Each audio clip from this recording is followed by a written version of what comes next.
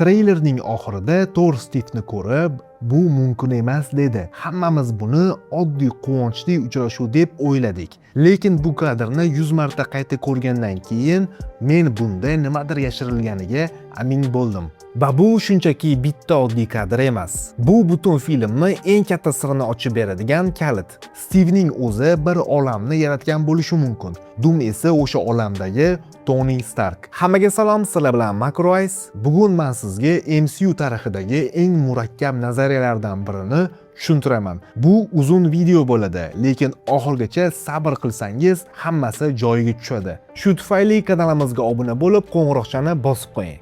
Treyler chiqishi bilan chiptalar shu qadar tez sotildiki, studiya qo'shimcha seans qo'shishga majbur bo'ldi. Lekin qiziq paradoks bor. Ko'pchilik bu treylerni biroz so'ngan deb topdi. Sababi esa oddiy. Marvel uni juda ko'p yopiq tadbirlarda oldindan ko'rsatgan. Muxlislar allaqachon kadrlarni AI orqali chizib, hatto Lego versiyasini ham yasab ulgurishgan edi. Natijada odamlarda g'alati vodiy effekti paydo bo'ldi. Buni juda ko'p marta oldindan ko'rgandan keyin u sun'iy va his tuyg'usiz tuyula boshlaydi. Hatto biz ham bu haqida video qilgan edik. Umumiy reytingda bu treyler Ultron davri va birinchi qasoskorlardan yuqori. Final bilan bir darajada, lekin cheksizlik jangidan pastroq baholanmoqda. Yomon emas, lekin katta kutilgan portlash ham emas. Treyler X odamlar maktabining vayron bo'lgan taxtachasi bilan ochiladi va bu aynan o'sha Fox studiyasi trilogiyasidagi taxtacha. Xuddi o'sha dizayn, xuddi o'sha manzil. Buni oxirgi marta g'aroyib odamlar o'tgan kelajakda ko'rgan edik. O'sha yerda Rosamaha o'tmishni o'zgartirib, 2023-yilda tirik Jean Grey, Cyclop va Professor X bilan tugagan kelajakka qaytgan edi. O'sha paytda bu uzoq kelajak edi. Endi esa aynan 2023-yildan multikoinot yorila boshlaganini bilamiz. Va bu bizga muhim zanjirni beradi. Deadpool va Rasama filmi ham aynan shu olamda.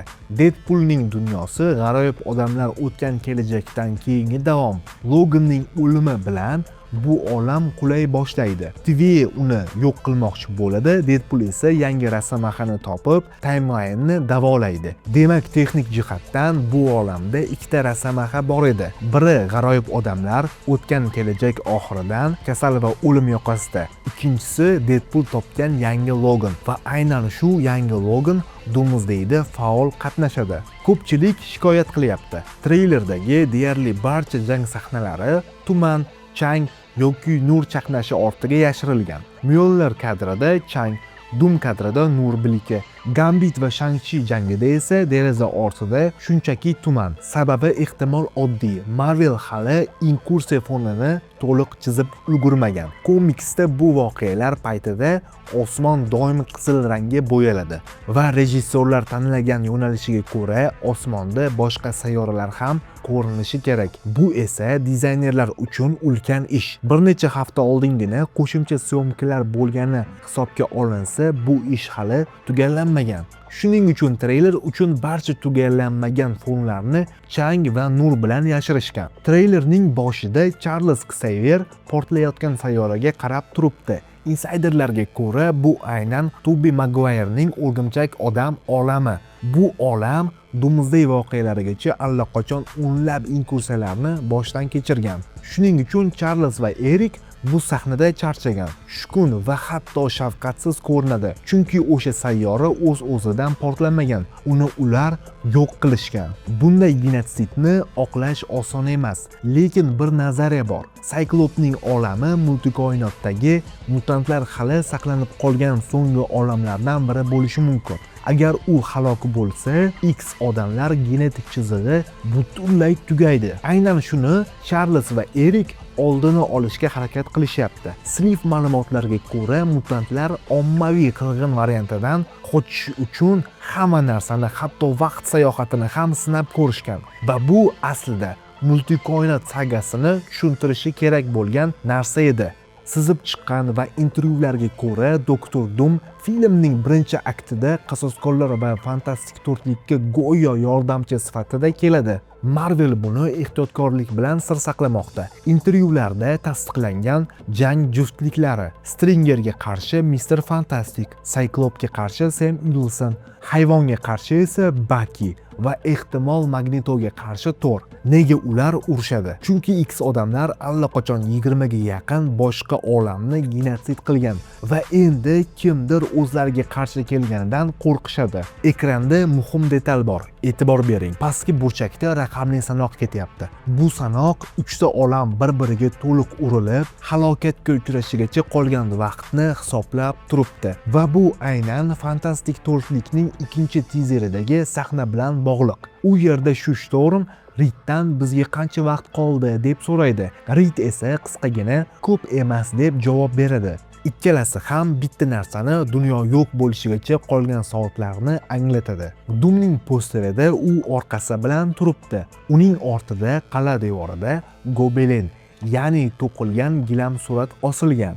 U suratda uning halok bo'lgan xotini va qizi farishtalar qiyofasida tasvirlangan. Bu juda achinarli parallel yaratadi bekor qilingan Kang sulolasi loyihasiga. O'sha ssenarist aytgan edi, asosiy konflikt Steve Rogersning cheksizlik toshlarini qaytarish sayohati Kangning oilasi o'limiga sabab bo'lganida edi. Doomsday xuddi shu g'oyani ko'chirib, Viktorning halok bo'lgan oilasini uning asosiy motivi qilib qo'ygan. Umid qilamizki, film bekor qilingan loyihadan faqat shuni olgan, boshqa hech narsani emas. Thorning butun treyler davomida eshitiladigan nutqi aslida montaj hiylasi bo'lishi mumkin. Thor yangi qasoskorlarga tashrif buyurganda Doomning haqiqiy kuchini hali bilmasligi kerak edi. Bu nutq ehtimol filmning keyingi qismidan Odinga qilgan duosidan olingan. Ekranda esa ikki olamning uchrashuvi ko'rsatiladi. Sam Wilson jamoasida u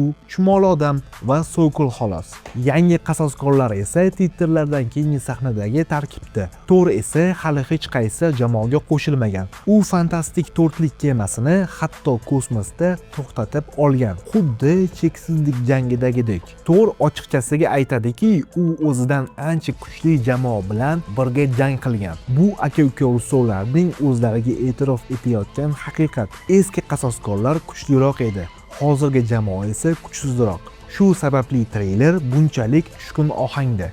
Reed Richards barcha qahramonlarga eng kursi haqida ma'lumotlar beradi. Ekranda 3 ta doira bor, ranglar bilan bog'langan. Bu esa Doomning aynan fantastik to'rtlik olamidan, ya'ni 828-yildan ekanini tasdiqlaydi. Aks holda nega u yordam bersin? Demak, fantastik to'rtlikning titrlardan keyingi sahnasi bu Franklin Richardsning o'g'illash emas, balki Doomning oddiy do'stona tashrifi bo'lishi mumkin. U hatto treylerda Thor va to'rtlik bilan birga kemada bo'lishi kerak edi. Treyler buni oxirgi lahzaga saqlab qo'ygan xolos.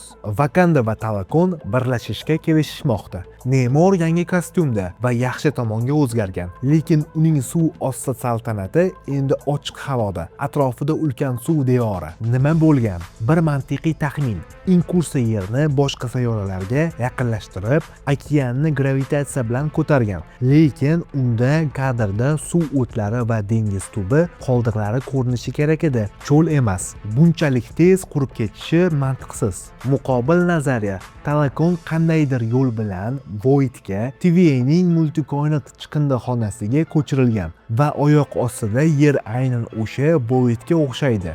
Yoki bu shakllanayotgan Waterworld'ning bir qismi. Ikkala holatda ham Marvel grafika orqasida nimadir yashiryapti. Bu jamoa cheksizlik jangidagidek. Asosiy jamoa X odamlar olamiga ketayotganda yerda inkursiyaga qarshi rejani amalga oshiradi. Sizib chiqqan ssenariyga ko'ra, Reed sayyoralarni gravitatsiya to'plari bilan bir-biridan itarib yuborishni taklif qiladi. Lekin Reed xotiniga ham shunchalik e'tibor bergani ma'qul bo'lardi. Chunki treylerda Namor va shu Storm o'rtasida ham sahna bor. Sizib chiqqan ssenariyda esa komikslardagidek kichik romantik ishora ham bor. Reed buni sezmayaptimi, bilmaymiz. Lekin bu sujetda ehtimol bor. Gambit va Shang-Chi ham yangilangan dizaynda. Mystic esa Yelena Belovaga aylandi. va u bilan jang qiladi. Marvel grafika ustida tejagan, chunki Mystik shunchaki Yelenaning nusxasiga aylandi. Lekin bunda nyuans bor. Bu treyler uchun ataylab chalg'itish bo'lishi mumkin. Mish-mishlarga ko'ra, yakuniy versiyada Mystik Yelenaga emas, balki Natasha Romanovga aylanishi mumkin. Scarlett Johanssonning kameosi haqida gaplar yuribdi. U aka-uka russolar bilan yaxshi munosabatda. Bu kameoni eng ta'sirli tarzda joylashtirishning zo'r usuli bo'lar edi. Garchi Mystik Natashaning qanday ko'rinishini qayerdan bilishi noaniq bo'lsa ham. Ana endi eng muhim qismiga kelamiz. Treyler qasddan voqealarni tartibini aralashtiryapti. Avval qahramonlar X odamlar bilan yarashmoqchi bo'ladi, keyin Doktor Doomning xoinligi oshkor bo'ladi va buni tushunish uchun Sliv kerak emas. Treylerda Loki TV kartasi bilan ko'rsatilgan. Bu Lokining Stiv uyiga tashrif buyurishi, unga fantastik to'rtlik olamiga ko'chib o'tishni taklif qilishi va aloqa uchun karta qoldirishiga ishora. Kartani ushlab turgan qo'lda nikoh uzugi bor. Bu Stivniki,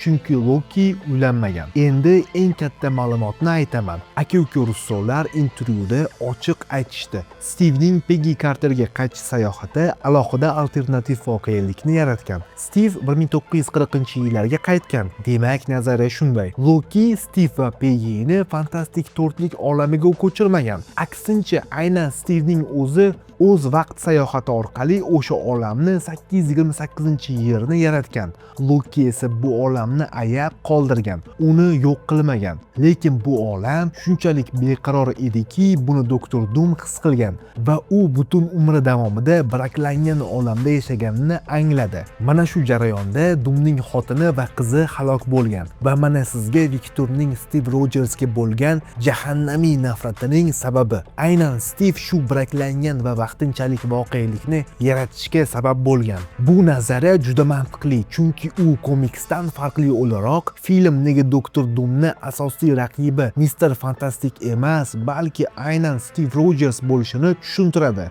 va bu Steveni ham to'liq yovuz qilmaydi. U yaxshi niyat bilan qaror qabul qilgan edi. Doktor Doom esa kuchli motivatsiya oladi. Tomoshabinlarning hamdardligini ham yo'qotmaydi. Faqat savol qoladi. Steve qanday qilib qalqonni Sam Wilsonga topshira oldi? Lekin bu syujet tafsiloti keyinroq tushuntiriladi. Bundan tashqari, bu nazariya yana bir g'alati holatni tushuntiradi. Aqlsiz multiolamda va boshqa filmlarda odatda inkursiyada faqat ikkita olam qatnashadi. Doomsdayda esa 3 ta. Agar fantastik to'rtlik olami asosiy MCUning cho'ntak o'lchamida bo'lingan qismi bo'lsa, hammasi tushunarli bo'ladi. U shunchaki Steve Rogers orqasidan ergashib, qo'shilib qolgan 3-chi qo'shimcha olam sifatida. Yana bir nazariya. Cheksizlik toshlarini qaytarish sayohati paytidayoq Steve TV tomonidan yollangan bo'lishi mumkin. Fantastik to'rtlik olamida tinch yashash imkoniyati Loki uchun qilgan xizmatlarining haqqi bo'lishi mumkin. Bu shuni ham tushuntiradi. Nega Steve Peggy bilan o'tgan o'nlab yillardan keyin ham qarigan ko'rinmaydi va treylerda to'liq formada. Mjolnirni chaqira olishi qasoskorlarning cheksizlik jangidagi tarkibiga nisbatan yagona yangilanish. Bu Stevening kuchini 4 darajasiga ko'taradi, lekin Doom uchun baribir yetarli emas. Va eng achinarli detal, treylerda va e'lonlarda lochin ko'z umuman yo'q. MCUda noyob oltin qoida bor.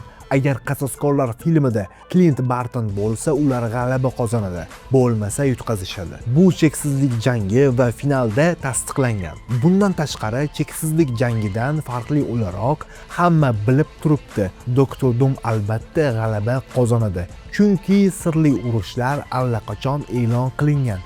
Bu treylerga nisbatan qandaydir spoiler qilingan hissiyot beradi va reytingning pastroq bo'lishiga sabab bo'lishi mumkin. TV'da hamma o'lgan, jumladan Loki. G'azablangan Thor X odamlar olamiga xoinni fosh qilish uchun keladi va undan yaxshi kaltak yeydi. Bu komiksga mos.